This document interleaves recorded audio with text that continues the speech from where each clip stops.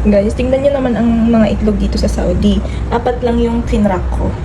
Pero kambal-kambal. 2, 4, 6, 7. Grabe naman. Ang cute.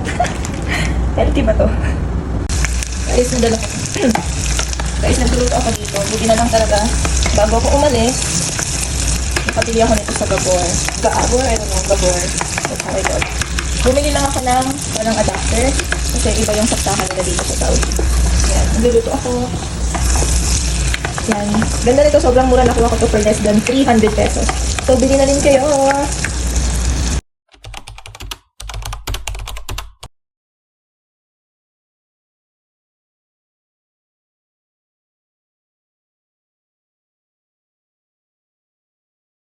Ito na yung naluto ko. Hey. Thank you, Gabor. Thank you, Lord.